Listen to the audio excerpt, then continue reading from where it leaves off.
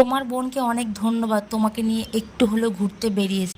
জানি না তোমরা কোথায় ঘুরতে গেছো, তবে ট্রেনে করে গেছো এটা দেখলাম। খুব ভালো লাগলো দেখে যে তুমি একটু হলেও পেছনের জিনিসগুলো একটু একটু করে ভুলিয়ে দিয়ে সামনের দিকে এগিয়ে যাচ্ছ। কি বলো তো, জীবনে কিছু না কিছু ঘটনা পদে পদে ঘটেই যায়। নিজের চলার পথে কিছু না কিছু ঘটনা ঘটেই যায়।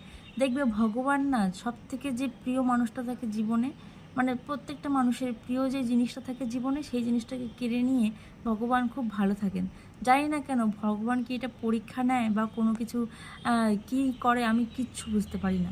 আমার জীবন থেকে এরকম একজন চলে গেছে, আমার নিজের দিদি, আমার যমজ বোন, সে আমার কাছ থেকে কেড়ে নিয়েছে ভগবান তাকে। তাই সেই যন্ত্রণাটা বুঝতে পারি।